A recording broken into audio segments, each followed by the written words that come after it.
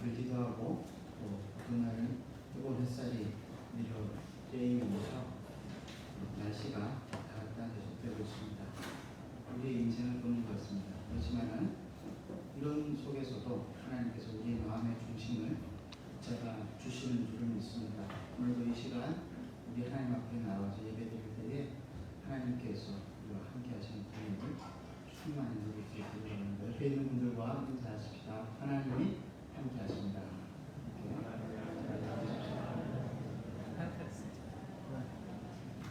이제 다 같이 일어나셔서 묵도하심으로 주일 예배를 하나님 앞에 올려드리겠습니다.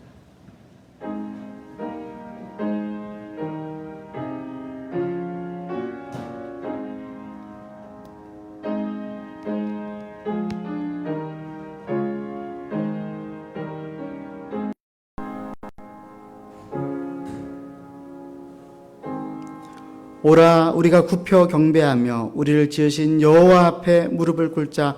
대저 저는 우리 하나님이시오 우리는 그의 기르시는 백성이며 그 손의 양이라. 너희가 오늘날 그 음성 듣기를 원하노라. 아멘. 사랑하는 하나님 아버지, 당신의 사랑하는 자녀들을 한자리에 모아 주셨으니 우리가 드리는 예배를 통하여서 영광을 받아 주시옵소서. 마음이 아픈 자가 있습니까? 병든 자가 있습니까? 혼란 가운데 절망 중에 있는 자가 있습니까? 하나님 긍휼히 여기시고 상한 자를 싸매어 주시고 죄 지은 자를 용서하여 주시옵소서. 성령 하나님께서 예배 가운데에 홀로 이끌어 주시옵소서. 우리 구주 예수 그리스도의 이름으로 간절히 기도드리옵나이다. 아멘. 우리 찬송가 10장 1절과 4절 함께 찬송하겠습니다.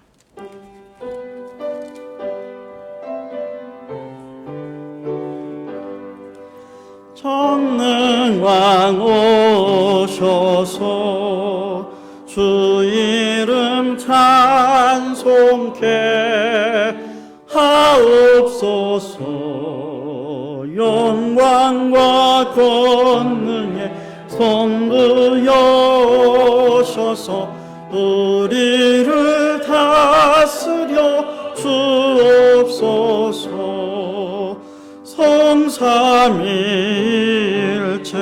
성삼위일체께 한없는 찬송을 드립니다. 존귀한 주님을 영광 중 배웠고 영원히 모시게 하옵소서.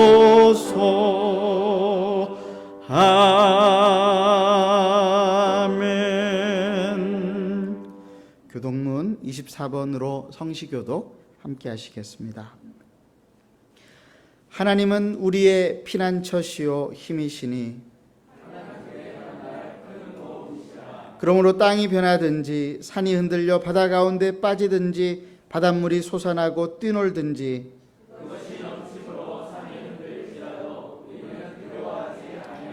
한 시내가 있어 나뉘어 흘러 하나님의 성곳 지존하신 이의 성소를 기쁘게 하도다.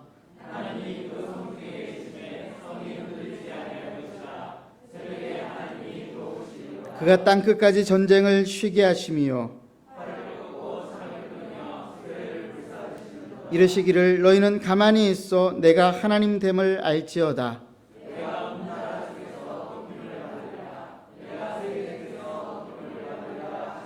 만군의 여호와께서 우리와 함께 하시니 야곱의 하나님은 우리의 피난처시로다.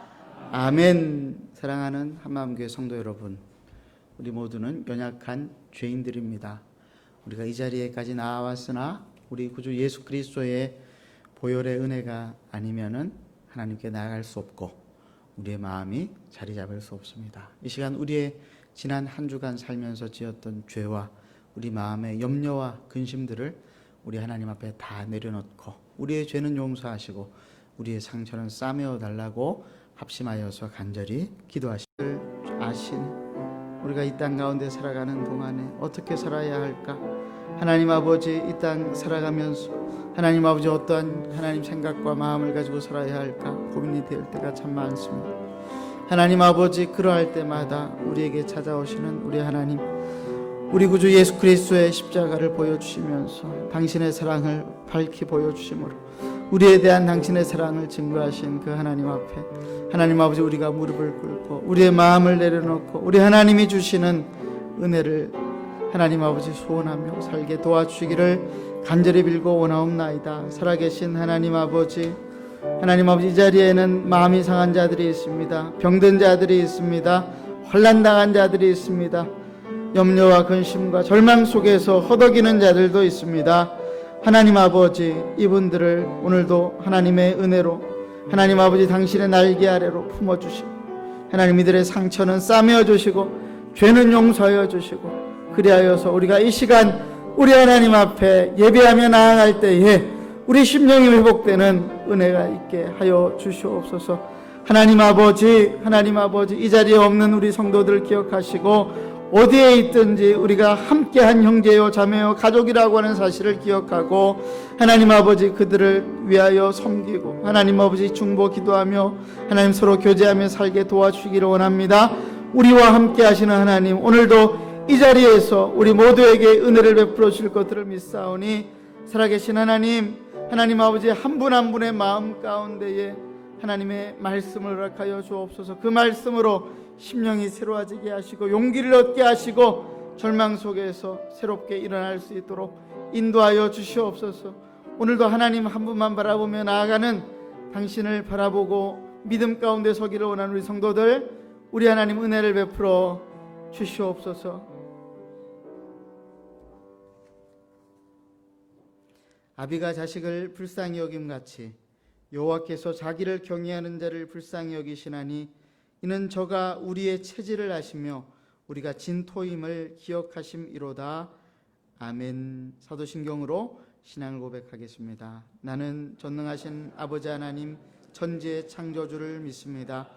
나는 그의 유일하신 아들 우리 주 예수 그리스도를 믿습니다. 그는 성령으로 잉태되어 동정녀 마리아에게서 나시고 본디오 빌라도에게 고난을 받아 십자가에 못 박혀 죽으시고 장사된 지 사흘 만에 죽은 자 가운데서 다시 살아나셨으며 하늘에 오르시어 전능하신 아버지 하나님 우편에 앉아 계시다가 거기로부터 살아있는 자와 죽은 자를 심판으로 오십니다.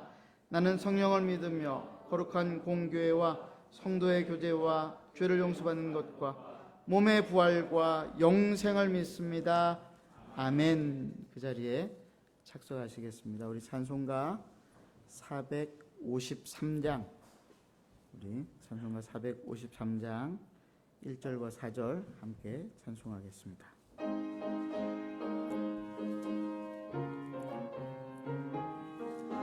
예수도 알기 원하네 크고도 넓은 은혜와 계속해 주신 사랑을 간절히 알기 원하네. 내 평생의 소원 계속해 주신 사랑을 간절히 알기 원하네. 예수가 계신 보좌는 영광에 둘려 있도다. 평화의 왕이 오시니 그 나라 왕성하도다. 내 평생의 소원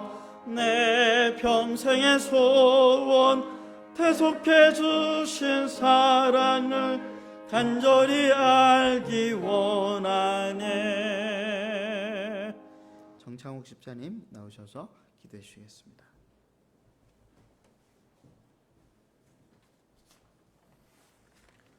하나님 아버지, 저희의 허물과 죄를 위해 죽으시고 3일 만에 부활하심으로 죽음의 권세를 이기신 예수님을 믿는 믿음을 주심을 감사합니다. 이 부활하신 예수님을 믿음으로 코로나 바이러스가 전파되는 이 세상에서 생활 방역을 지키며 조심은 하되 죽음을 두려워하지 않기를 기도합니다. 가정과 직장과 저희의 생활 공간에서 죽음을 두려워하는 사람들에게, 희망을 잃어버린 사람들에게 부활하신 예수님의 사랑과 은혜를 행동과 말로 전하기를 기도합니다. 또한 코로나로 인하여서 어려움 가운데 있는 사역자분들과 선교사님들께서 부활하신 예수님을 다시 만나게 하시고 코로나 전염병으로 인해서 새롭게 일어서는 계기가 되기를 기도합니다. 지금까지 연약한 저희들의 건강을 지켜주시고 보호하여 주심을 감사합니다. 항상 기뻐하고 쉬지 말고 기도하고 범사에 감사하라 하셨사오니 일어나는 모든 일에 하나님께 영광을 돌리고 항상 부족한 저희를 붙들어 주시는 주님의 은혜에 감사하며 혈육의 가족을 주시고 사랑하는 교회 가족을 주심을 감사드립니다. 또한 멀리 있지만 선교사님들을 위해서 국내에 있는 가족들에게 사랑을 전하고 기도할 수 있음을 감사합니다. 아버지 하나님, 저희 주위에 일어나는 모든 일들과 상황들이 주님의 은혜와 사랑과 보호하신 가운데 있음을 기억하고 어떤 일이 있더라도 범사에 감사하며 그 안에 있는 주님의 오묘하신 섭리를 알게 하시고 기뻐하는 저희가 되기를 기도합니다. 코로나로 인해서 경제적인 어려움 가운데 있는 소상공인들과 직장인들을 불쌍히 여겨주시고 속히 백신이 개발이 되기를 기도합니다. 더위 가운데 더운 방역복을 입고 고생하시는 의료인들과 그 가족들의 희생을 보아주시고 축복하여 주시기를 기도합니다. 지금도 수도권 지역과 충청도 지역에 번지고 있습니다. 우리 시민들이 지치지 않고 마스크 착용과 손소독과 사회적 거리두기를 생활하기를 기도합니다. 귀하게 되어서 학교에서 수고하시는 선생님들과 행정실 직원분들에게 학생을 사랑하는 마음을 주시고 학생들이 방역 수칙을 잘 따르기를 기도합니다. 코로나와 북한으로 인해서 어려운 가운데 있는 우리 정부 관계자들에게 잘 대처할 수 있는 하나님의 지혜를 주시기를 기도합니다. 또한 저희들에게도 넘치는 하나님의 은혜를 주시기를 기도합니다. 주신 은혜 잊어버리고 허물과 죄를 남겼으며 시기와 원망과 두려움으로 시간을 보낸 적이 많았습니다. 그럼에도 불구하고 여전히 저희를 사랑하시는 넘치는 하나님의 은혜로 저희를 돌봐주시고 그 은혜로 살아왔습니다. 저희의 삶 자체가 하나님의 은혜임을 깨달으며 모든 영광을 하나님께 돌려드립니다. 감사하고 거룩하신 예수님의 이름으로 기도하였습니다.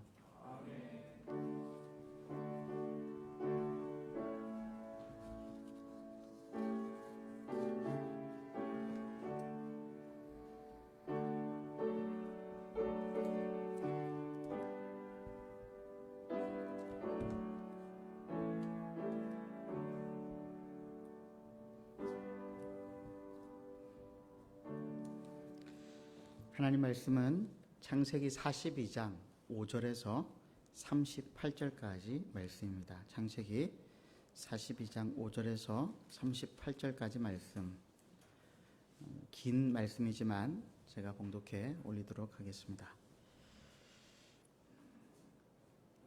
이스라엘의 아들들이 양식 사러 간 자 중에 있으니 가나안 땅에 기근이 있음이라. 때 요셉이 나라의 총리로서 그 땅 모든 백성에게 곡식을 팔더니 요셉의 형들이 와서 그 앞에서 땅에 엎드려 절하매 요셉이 보고 형들인 줄을 아나 모르는 체하고 엄한 소리로 그들에게 말하여 이르되 너희가 어디서 왔느냐. 그들이 이르되 곡물을 사려고 가나안에서 왔나이다. 요셉은 그의 형들을 알아보았으나 그들은 요셉을 알아보지 못하더라. 요셉이 그들에게 대하여 꾼 꿈을 생각하고 그들에게 이르되 너희는 정탐꾼들이라 이 나라의 틈을 엿보려고 왔느니라. 그들이 그에게 이르되 내 주여 아니니이다. 당신의 종들은 곡물을 사러 왔나이다. 우리는 다 한 사람의 아들들로서 확실한 자들이니 당신의 종들은 정탐꾼이 아니니이다. 요셉이 그들에게 이르되 아니라 너희가 이 나라의 틈을 엿보러 왔느니라. 그들이 이르되 당신의 종 우리들은 12 형제로서 가나안 땅 한 사람의 아들들이라. 막내 아들은 오늘 아버지와 함께 있고 또 하나는 없어졌나이다. 요셉이 그들에게 이르되 내가 너희에게 이르기를 너희는 정탐꾼들이라 한 말이 이것이니라. 너희는 이같이 하여 너희 진실함을 증명할 것이라. 바로의 생명으로 맹세하노니 너희 막내 아우가 여기 오지 아니하면 너희가 여기서 나가지 못하리라. 너희 중 하나를 보내어 너희 아우를 데려오게 하고 너희는 같이여 있으라.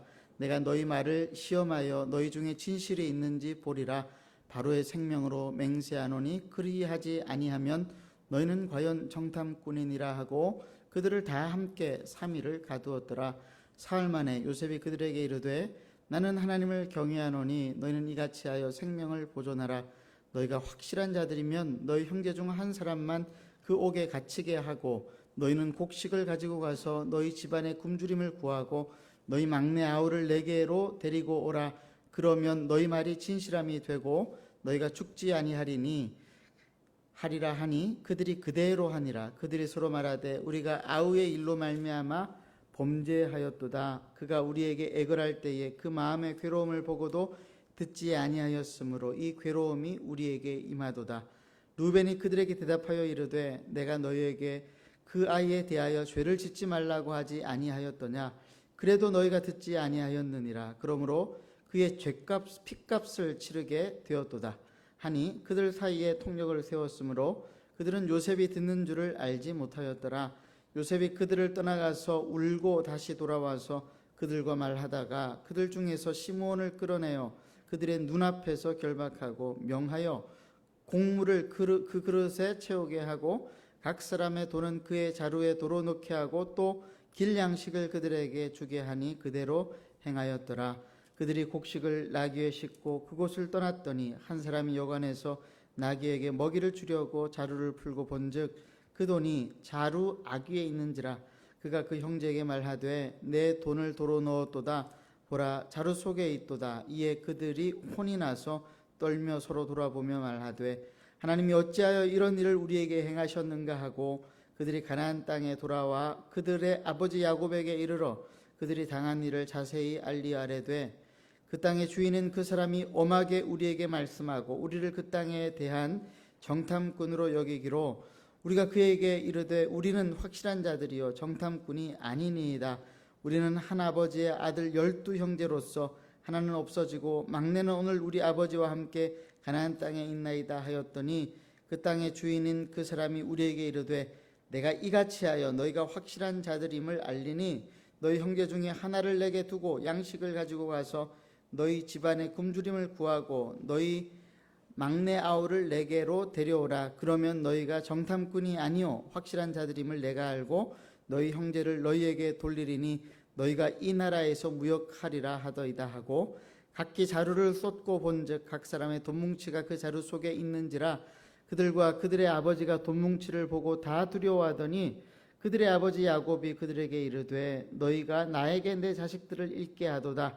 요셉도 없어졌고 시므온도 없어졌거늘 베냐민을 또 빼앗아 가고자 하니 이는 다 나를 해롭게 함이로다. 루벤이 그 아버지에게 말하여 이르되 내가 그를 아버지께로 데리고 오지 아니하거든 내 두 아들을 죽이소서. 그를 내 손에 맡기소서. 내가 그를 아버지께로 데리고 돌아오리이다. 야곱이 이르되 내 아들은 너희와 함께 내려가지 못하리니 그의 형은 죽고 그만 남았음이라. 만일 너희가 가는 길에서 재난이 그에게 미치면 너희가 내 흰머리를 슬퍼하며 수올로 내려가게 함이 되리라. 아멘. 주보 순서에는 고난 하나님의 계획이라고 되어 있지만은 제 설교문 요약을 보시면은 원래 설교 제목인 갑작스러운 봉변이 하나님의 계획이라면이라고 하는 제목으로 되어 있는 것을 알 수 있습니다. 봉변이라고 하는 말의 뜻은 갑작스럽게 맞이한 변화라고 하는 뜻입니다. 사고나 질병 혹은 직장에서의 해고와 같은 그야말로 아무런 준비가 되어져 있지 않는 상태에서 당하는 당황스러운 일이 바로 봉변입니다. 오늘 본문에서 요셉의 형님들이 봉변을 당했습니다. 곡식을 사러 이집트에 내려갔다가 염탐꾼으로 몰려서 감옥에 갇혀버린 것이었습니다.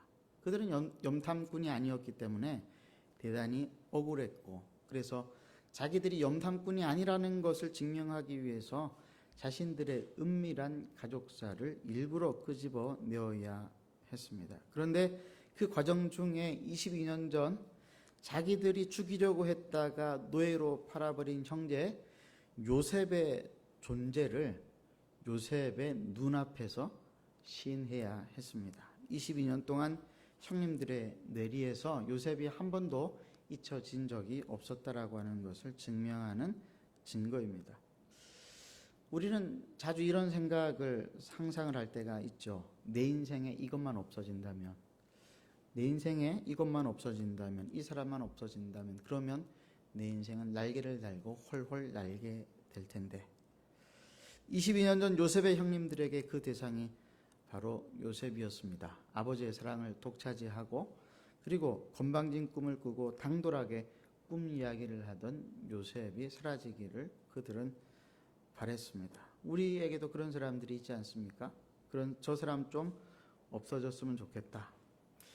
우리 모두는 죄인이기 때문에 미운 사람이 보이면 마음속에서 시기와 질투가 활활 불타오르게 됩니다. 그리고 은근히 그 사람이 내 눈에서, 내 눈앞에서 사라지기를 바랍니다. 그런데 그때 우리가 직접 나서서 그 사람을 없애려고 하면 어떻게 됩니까? 대단히 위험한 봉변을 당할 수 있게 됩니다. 로마서 12장 19절에 보면은 그래서 원수 갚는 것이 하나님께 있다 이렇게 이야기를 했어요. 로마서 12장 19절 말씀. 내 사랑하는 자들아 너희가 친히 원수를 갚지 말고 하나님의 진노하심에 맡기라. 기록되었으되 원수 갚는 것이 내게 있으니 내가 갚으리라고 주께서 말씀하시니라. 저희 집 막내 아이가 지 머리카락을 스스로 가위를 들고 잘랐습니다. 거실 바닥에 머리카락이 뭉텅이로 떨어져서 흩어져 있었습니다. 아이를 앉혀놓고 왜 머리카락을 잘랐냐고 물었습니다. 아무 말도 안 해요. 그래서 제가 물었어요. 너 이뻐지고 싶어서 머리 자른 거지? 그랬더니 아무 말도 안 하고 고개를 끄덕입니다. 조용히 타일렀어요. 너 혼자서 머리카락을 자르면은 이뻐지기는커녕 더 못나지게 돼. 그러니까 다음에는 이뻐지고 싶으면 가위를 엄마에게 맡겨. 그러면 이뻐질 거야. 그랬더니 애가 그렇게 하겠다라고 그랬어요. 여러분 제가 지금 무슨 말을 하려고 하는지 아시겠어요? 우리의 손은 다 똥손이라는 말이에요.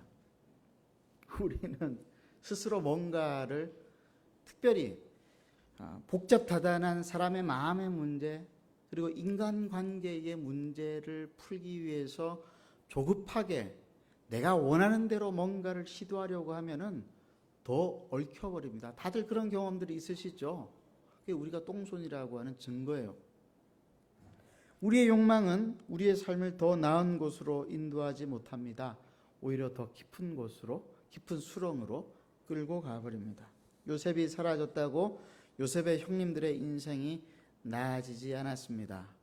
그들의 22년 동안의 인생은 양심의 가책과 죄책감으로 점철되어진 인생을 살았던 것 같습니다. 그리고 마침내 자기들이 그토록 미워하고 싫어했었던 요셉, 사라져 없어져 버리기를 원했던 그 요셉이 자기 눈앞에 있음에도 불구하고 그 사실을 알지 못했어요. 그리고 22년 동안 그들 마음속에 해결되지 못한 과거의 아픈 기억과 상처를 지금 누구 앞에서 이야기하고 있어요? 요셉 앞에서 이야기하고 있습니다. 참 인생지사 새옹지마죠. 어떻게 될지 아무도 모르는 것입니다.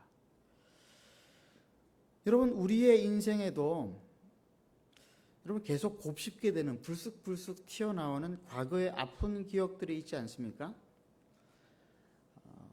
그래서 그 생각을 하면은 마음이 아프고 내가 정말 그때 왜 그랬을까? 그때 그러지 말았더라면 좋았을 것을 그러는 생각들이 있죠. 소환된 요셉에 대한 기억들 그리고 갑자기 닥친 봉변으로 갇히게 된 감옥 안에서 요셉의 형님들은 그날 밤을 뜬 눈으로 밤을 지새웠을지도 모릅니다. 그리고 3일 후 요셉 앞에서 그들은 요셉에게 저질렀던 22년 전 그때의 그 일을 그 범죄를 드디어 시인하게 되었습니다. 창세기 42장 21절과 22절 말씀입니다. 그들이 서로 말하되 우리가 아우의 일로 말미암아 범죄하였도다. 그가 우리에게 애걸할 때에 그 마음의 괴로움을 보고도 듣지 아니하였으므로 이 괴로움이 우리에게 임하도다. 르우벤이 그들에게 대답하여 이르되 내가 너희에게 그 아이에 대하여 죄를 짓지 말라고 하지 아니하였더냐. 그래도 너희가 듣지 아니하였느니라. 그러므로 그의 핏값을 치르게 되었도다 하니. 여러분 지금 요셉의 형님들이 지금 당하는 이 봉변의 원인을 무엇으로 생각하고 있는 거예요?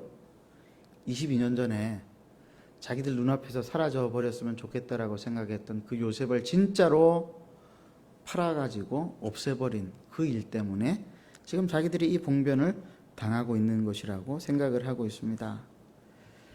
이 말을 누구 앞에서 하고 있죠? 요셉 앞에서 하고 있는 거예요. 통역을 두고 요셉이 커뮤니케이션을 하고 있었기 때문에 이 사람이 요셉인지도 몰랐고 이 요셉이 자기들의 말을 알아들을 거라고는 정말 생각도 하지 못하고 있었는데 요셉은 그들의 속마음을 다 알게 되어졌습니다. 특별히 르우벤이 요셉을 살려서 집으로 돌아가지 못한 일에 대해서 회한을 가지고 있다라고 하는 사실을 알았을 때 22년 만에 안 거잖아요. 장남이었던 큰형님이었던 르우벤이 그런 마음이 있었다라고 하는 것을 22년 만에 알게 되었을 때에 요셉은 눈물을 흘리지 않을 수가 없었습니다. 여러분, 인생을 살면서 만나는 봉변 중에서 어떤 것들은 우리의 지난 과거의 잘못들을 돌아보게 만들어줍니다. 왜냐하면 그 봉변은 우연히 당하는 것이 아니라 하나님의 정교한 설계와 계획 속에서 이루어지는 것이기 때문입니다. 우리는 그것을 하나님의 특별한 섭리라고 부릅니다. 지금 요셉의 형님들이 당하는 봉변은 곡식을 사러 내려간 곳에서 당한 우연한 봉변이 아니라 하나님의 크신 섭리 속에서 이루어진 계획된 봉변이었습니다. 지금 이 봉변의 설계자가 누구예요? 누가 지금 이 봉변을 설계하고 있어요? 요셉이 지금 설계하고 있는 거예요. 요셉이. 근데 요셉의 형님들은 이 사실을 전혀 알지 못하죠. 그래서 더 답답하고 미칠 지경이죠. 그런데 이 본문을 읽고 있는 우리의 마음은, 여러분은 답답하세요? 앞으로 어떻게 될지 이런 답답함이 있으세요? 아니요, 답답하지 않아요. 왜죠? 다 알고 있으니까. 이 일의 스토리가 어떻게 될지를 우리는 이미 읽어서 다 알고 있으니까. 여러분, 우리가 인생을 그렇게 살아야 합니다. 하나님의 계획이 다 있다라고 하는 것을 믿고 살면은 우리가 그렇게 답답하거나 그렇게 어렵지가 않습니다. 7절에서 요셉은 자기 앞에 엎드려 절하는 사람들이 형님들이라고 하는 사실을 즉각적으로 알았습니다. 그런데도 모른 채 했습니다. 왜일까요? 왜 요셉은 모른 채 했을까요? 왜 그리고 그 이후로도 오랜 시간 동안 자신이 요셉이라고 하는 사실을 바로 밝히지 않았을까요? 9절 말씀에 그 답이 나와 있죠. 9절 초입부에 요셉이 그들에게 대하여 꾼 꿈을 생각하고, 요셉이 17살에 꾼 꿈이 다시 생각이 났습니다. 그 꿈은 하나님의 계시였습니다. 그 계시는 기근 중에 하나님의 백성들을 구원하셔서 보존하시고 이집트 땅에서 오랜 시간 동안 큰 민족을 만드시기 위한 하나님의 계획에 대한 계시였습니다. 그런데 계시가 처음부터 구체적으로 나타나지는 않았죠. 그래서 아무도 요셉이 꾸었던 꿈이 이런 식으로 이루어지게 될 것이라고 생각하지 못했습니다. 요셉도 마찬가지였습니다. 그런데 요셉의 형님들이 곡식을 구하기 위해서 자기에게 찾아와서 엎드려 절하는 모습을 보고 요셉은 그 꿈이 다시 생각이 났어요. 그리고 아마도 하나님의 계획과 섭리 가운데에서 이 일이 진행되고 있다고 하는 사실을 깨닫게 되었던 것 같습니다. 사실 요셉이 자기의 꾼 꿈의 뜻을 확실하게 깨달아 알았다라고 하는 직접적인 증거는 나중에 일의 모든 것들이 다 이루어지고 난 다음에 그때에 형제들 앞에서 자기 자신을 요셉이라고 밝히 말할 때에 드러났어요. 창세기 45장 5절에서 8절 말씀이죠. 한번 찾아서 살펴보십시다. 창세기 45장 5절에서 8절 말씀.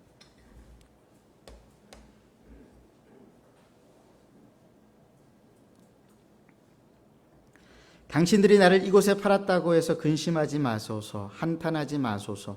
하나님이 생명을 구원하시려고 나를 당신들보다 먼저 보내셨나이다. 이 땅에 2년 동안 흉년이 들었으나 아직 5년은 밭갈이도 못하고 추수도 못할지라. 하나님이 큰 구원으로 당신들의 생명을 보존하고 당신들의 후손을 세상에 두시려고 나를 당신들보다 먼저 보내셨나니, 그런즉 나를 이리로 보낸 이는 당신들이 아니요 하나님이시라. 하나님이 나를 바로에게 아버지로 삼으시고 그 온 집의 주로 삼으시며 애굽 온 땅의 통치자로 삼으셨나이다.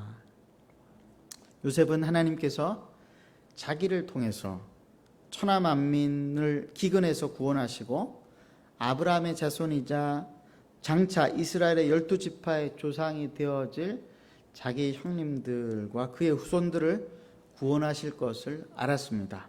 자신이 국무총리가 된 이유도 바로 이 일 때문이라고 하는 것을 깨달았습니다.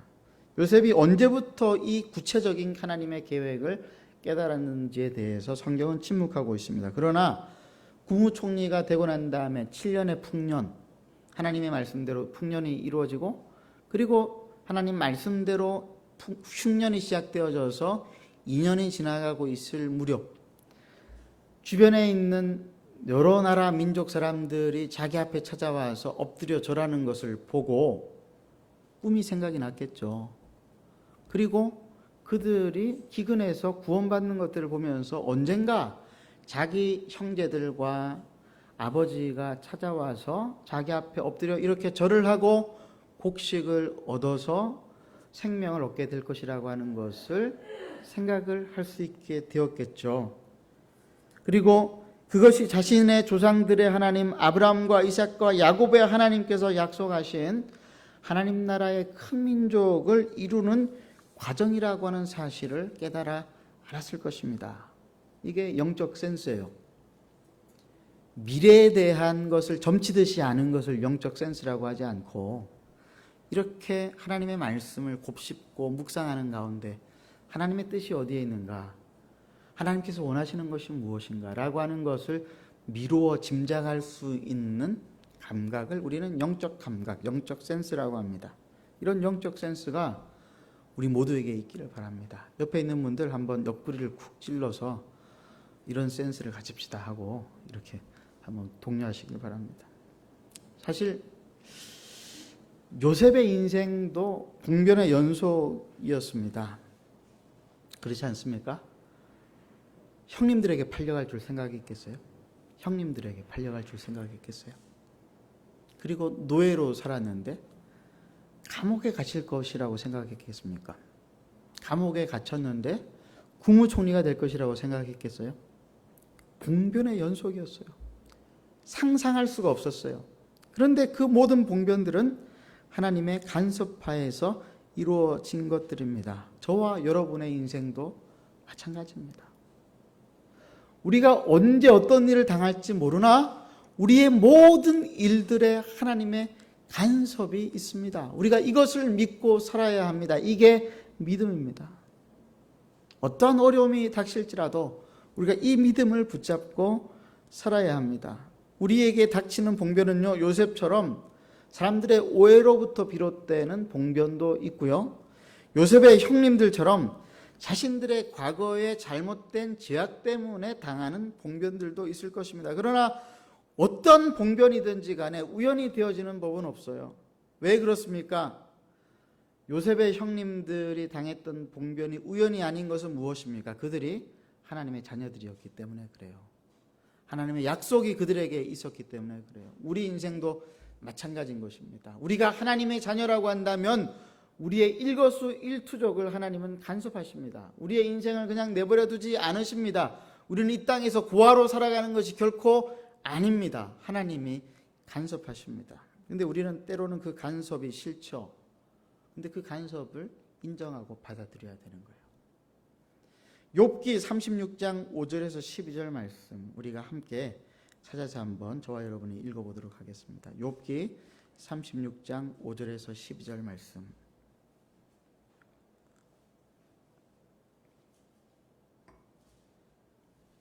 찾으셨으면 제가 한 절 읽고 여러분들이 한 절 읽겠습니다. 하나님은 능하시나 아무도 멸시하지 아니하시며 그의 지혜가 무궁하사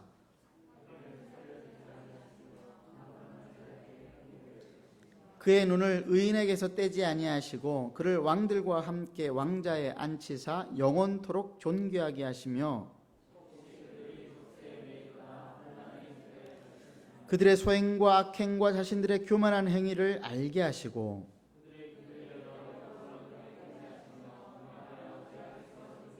만일 그들이 순종하여 섬기면 형통한 날을 보내며 즐거운 해를 지낼 것이요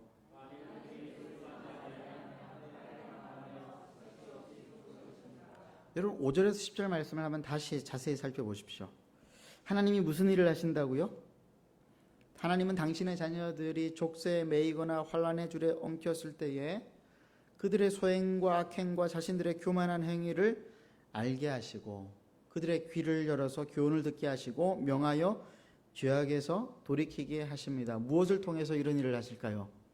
봉변 같은 시련과 고난을 통해서 하시는 것입니다. 왜요? 그렇게 안 하면 죄인인 우리가 하나님의 말씀을 거들떠도 보지 않기 때문에. 그래서 돌아가신 오카노 목사님이 고난에 대해서 이런 표현을 하셨습니다. 잘 들어보십시오. 향나무는 도끼로 찍힐 때마다 그 향기를 더욱 짙게 드러내고, 백합은 밟히는 순간 그 향기로 주위를 진동케 한다. 마찬가지로 고난과 시련은 변장하고 찾아오는 하나님의 축복의 기회이다. 여러분, 이게 무슨 말인지 아시겠죠? 북한에 31개월 동안 억류되었다가 극적으로 풀려난 임현수 목사님이라고 하는 분이 계십니다. 아마 여러분 몇 년 전에 뉴스를 통해서 그 분의 소식을 들었을 것입니다. 이분이 31개월 북한에 강제 억류되고 난 다음에 풀려나고 이런 말을 했어요. 고난은 제3의 성례다. 세례와 성찬이 성례거든요. 근데 고난은 제3의 성례다. 무슨 말일까요? 고난을 통해서 하나님의 은혜를 받아 누린다라고 하는 그런 뜻입니다. 이분은 그냥 어느 날 갑자기 북한에 들어갔다가 억류되었던 게 아니에요. 18년 동안 150차례에 걸쳐서 북한을 드나들면서 북한에 있는 고아원과 양로원 사업을 해왔던 분이었습니다. 그런데 갑자기 억류가 되어졌어요. 그러니까 억지스러운 봉변과 같은 그런 사고를 당한 것입니다. 31개월의 억류 기간 동안에 이분이 깨달은 게 있대요. 그동안 자기는 북한 주민들을 겉으로만 알았다라고 하는 것이었어요. 자기가 직접 북한 주민의 그 억눌림을 경험하는 기간이 그 31개월의 억류 기간이었다라고 하는 것이죠. 24시간 365일을 감시 카메라가 켜져 있고, 감시 카메라만 켜져 있는 게 아니라 매일매일 자기를 감시하는 인원이 40명에서 50명에 이르렀대요. 여러분, 그렇게 31개월 살아갈 수 있겠습니까? 혼자서 밥을 몇 끼를 먹었냐면 919일 동안 2757끼를 혼자서 밥을 먹었대요. 혼밥. 혼밥도 하루 이틀이지, 그렇죠? 그런 것들을 통해서 이 임 목사님이 깨달았던 것들이 북한 주민들은 평생을 이렇게 억눌린 채로 살아가는구나, 이걸 깨달았대요. 그리고 난 다음에 또 한 가지 깨달은 게 뭐냐면은 함께 모여서 드리는 예배보다 더 큰 축복은 없다라고 하는 것이었습니다. 아마 여러분들도 코로나 초기에 집에서 혼자 예배를 드릴 때에 참 편하셨잖아요, 그렇죠? 이게 계속되면 좋겠다. 근데 그게 결코 좋은 게 아니에요. 혼자서 예배 드리는 거 외롭고 힘든 일입니다. 함께 예배를 드릴 수 있는 그날이 속히 오기를 바랍니다. 그가 감옥에 있을 때 하나님께서 주신 감동을 주신 말씀들이 있었습니다. 첫 번째 말씀이 마태복음 6장 34절이었습니다. 함께 읽겠습니다. 시작. 그러므로 내일 일을 위하여 염려하지 말라. 내일 일은 내일이 염려할 것이요 한날의 괴로움은 그날로 족하니라. 이 말씀이 위로가 되었대요. 내일을 기약할 수 없으니까 내일 일은 내일이 염려할 것이라. 그리고 그 다음 말씀 주신 말씀이 욥기 23장 10절이었습니다. 함께 읽겠습니다. 내가 가는 길을 그가 아시나니 그가 나를 단련하신 후에는 내가 순금같이 되어 나오리라. 지금 자기는 자기가 언제 풀려날지 모르고 살지 죽을지도 모르는데 누가 자기 길을 아신다고요? 내가 갈 길을 그가 아시나니, 하나님이 아시나니, 우리 주님이 아시나니, 그리고 나를 단련하신 후에는 내가 순금과 같이 되어 나올 것을 내가 안다. 이 말씀이 그렇게 위로가 되고 힘이 되었다고 합니다. 그리고 마지막 말씀은 하박국 2장 3절 말씀이었습니다. 함께 읽겠습니다. 시작. 이 묵시는 정한 때가 있나니 그 종말이 속히 이르겠고 결코 거짓되지 아니하리라. 비록 더딜지라도 기다리라. 지체되지 않고 반드시 응하리라. 여러분, 코로나 상황으로 우리가 언제 일상으로 돌아갈지 모릅니다. 잡히는 듯한데 계속 지금 번지고 있습니다. 경제적인 위기는 이미 시작되었습니다. 남북 상황은 꼬일 대로 꼬여버렸습니다. 정치인들, 지도자들은 여전히 정신을 차리지 못하고 있습니다.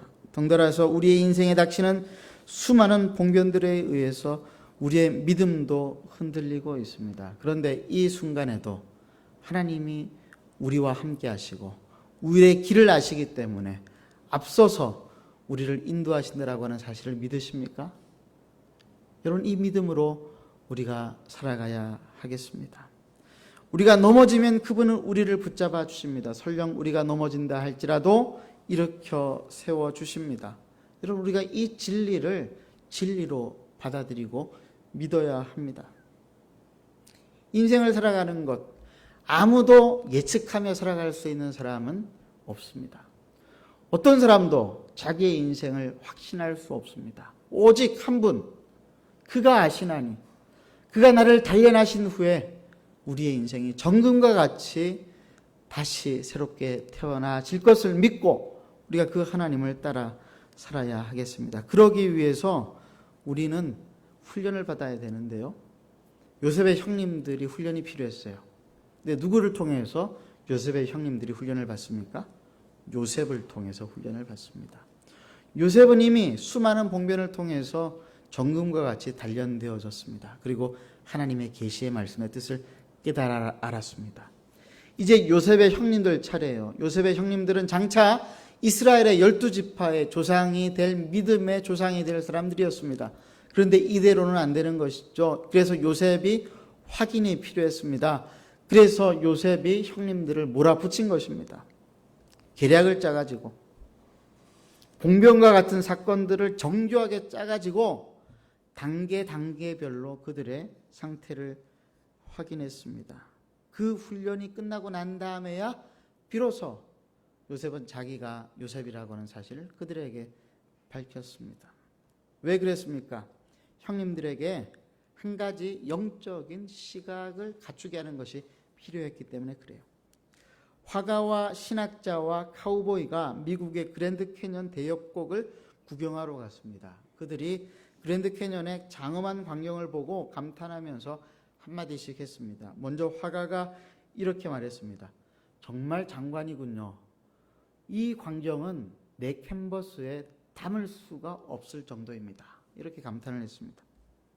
그러자 신학자가 말했어요. 당연하죠. 이거는 인간의 작품이 아니라 전능하신 하나님의 작품이기 때문입니다. 인간은 그것을 보고 그저 감탄할 뿐이죠. 근데 마지막으로 카우보이가 어떤 말을 했을 것 같아요? 카우보이는 무슨 일을 하는 사람이죠? 카우보이는 목동인데 소를 키우는 사람 아니에요. 카우보이가 한숨을 쉬면서 이렇게 말했습니다. 에휴, 풍경은 정말 아름답지만 여기에서 소 한 마리라도 잃어버리기라도 한다면 정말 눈앞이 캄캄해질 것입니다. 어떤 관점에서 어떻게 생각하느냐에 따라서 우리의 인생은 달라집니다. 한 치 앞을 알 수 없는 캄캄한 인생은 모두에게 똑같습니다. 그런데 그 인생을 하나님의 섭리 속에서 살아가고 있다라고 믿고 살아가는 사람과 그렇지 못하고 살아가는 사람은 어떤 차이점을 가지고 살아가게 되었을까요? 다음 주에는 요셉을 통해서 요셉의 형님들이 훈련받는 장면들을 가지고 우리가 어떻게 훈련받아야 하는가라고 하는 부분들을 살펴보도록 하겠습니다. 이 시간 우리가 함께 기도할 때 오늘 주신 말씀을 붙잡고 이렇게 기도하십시다. 하나님, 제가 영적인 센스, 영적 감각을 확실하게 가지고 내 인생에 하나님이 등불을 가지고 계심을 믿고 흔들리지 아니하고 담대하게 시련과 고난을 뚫고 하나님께로 나아가는 인생 되게 하여 주시옵소서. 함께 간절히 기도하겠습니다.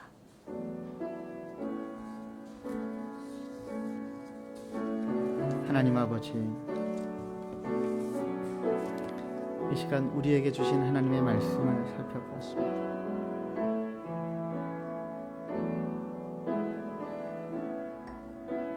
하나님, 우리에게 주신 바로 이 말씀 때문에 우리가 고난과 시련, 갑작스러운 봉변에도 마음이 잠시는 흔들릴지라도 아주 흔들리지 않는 이유가 바로 이 말씀 때문인 줄로 믿습니다.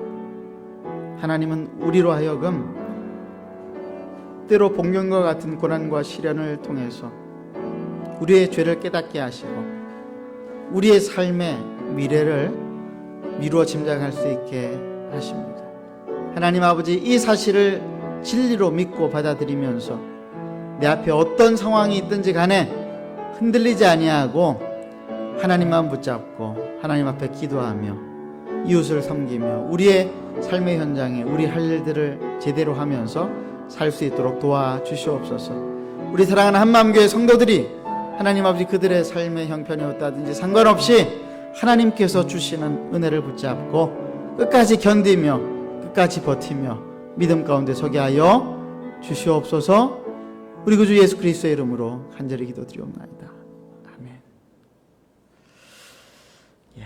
우리 찬송가 541장 1절과 2절 우리 함께 찬송하시겠는데, 이 찬송은 설교 시간에 언급한 우리 이면수 목사님이 북한에 31개월 억류되어 있을 동안에 제일 많이 불렀던 찬송이라고 합니다. 좀 익숙지 않은 찬송이지만은 우리 함께 불러보도록 하겠습니다. 찬송하면서 준비하신 헌금 하나님께 올려드리겠습니다.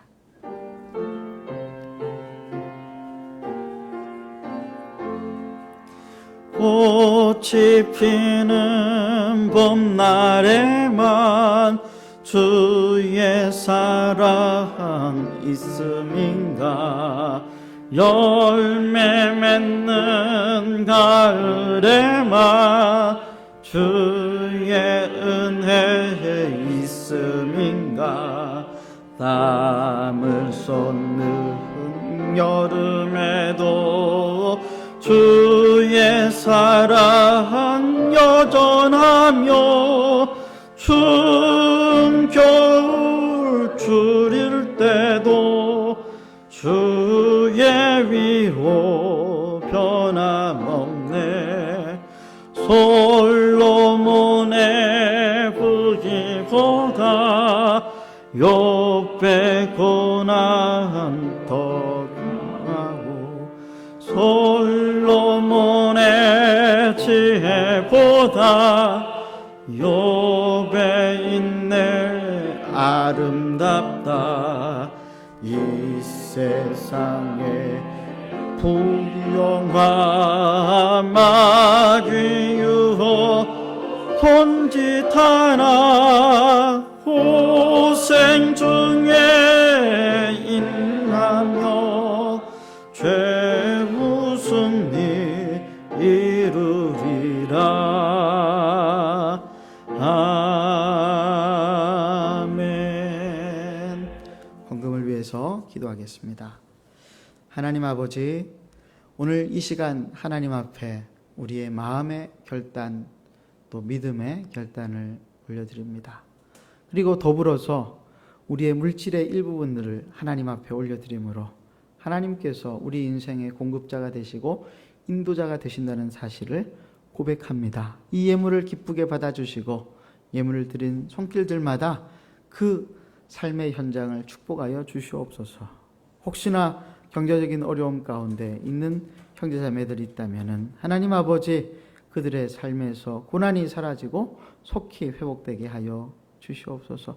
북녘의 동포들을 불쌍히 여겨주시고 이분들이 속히 자유의 몸이 되어 하나님을 자유롭게 우리와 함께 예배드릴 수 있도록 은총을 베풀어 주시옵소서. 코로나로 인하여서 어렵고 힘든 환우들, 그리고 이미 목숨을 잃어버린 사람들을 두고 있는 유가족들, 하나님 그들의 슬픔을 위로하여 주시고 속히 이 어려움으로부터 우리 모두가 벗어날 수 있도록 하나님 도와주시옵소서. 예수 그리스도의 이름으로 간절히 기도드리옵나이다. 아멘. 오늘 예배가 끝나고 나면은 우리 안요한 김은진 우리 선교사 후보생 보고가 잠시 있도록 하겠습니다. 교회 소식 살펴보시면요, 먼저 교회 주보에는 나와 있지 않지만 어제 토요일 날 2시부터 옥상 청소를 했습니다. 수고해 주신 우리 형제님들 대단히 감사를 드립니다. 그리고 더불어서 옥상에 지붕을 설치하는 건과 여러 가지 안건에 대해서 우리가 다음 주 주일 예배 2부 예배 직후에 잠시 모여서 재직회를 임시 재직회를 잠시 가지도록 하겠습니다. 재직되시는 분들은 한 분도 빠짐없이 참석해 주시기를 부탁을 드립니다. 학사관이 6월 30일 날 이사를 하게 되는데 도움을 주실 분들은 우리 공석훈 전사님에게 알려주시면 되겠습니다. 노예 소식이 있는데 인근의 믿음의 교회에 임직식이 오늘 오후 2시에 있습니다. 그 외에는 주보와 또 기도 제목을 살펴보시고 계속 기도해 주시고 또 성도님들과 교제해 주시기를 부탁을 드립니다. 앞뒤 좌우로 한번 서로 다시 한번 인사하실까요? 깨어 있읍시다. 하나님의 뜻을 밝히 하는 영적 센스를 가집시다 하고 서로 인사하십시다.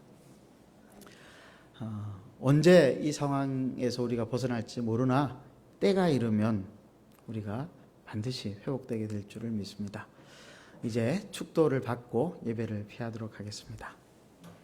지금은 우리 구주 예수 그리스도의 크신 은혜와 아버지 하나님의 무한하신 사랑하심과 성령님의 순간순간 깨닫게 하시는 은총이 오늘 이 자리를 떠나가면서 우리의 모든 삶에 하나님이 간섭하심을 믿고 그 믿음을 가지고 살아가기로 돌아가는 우리 사랑하는 한마음교회 성도들과 그들의 자녀들과 그들의 삶의 현장 속에 지금까지 영원히 함께 하시기를 간절히 축원하옵나이다. 아멘.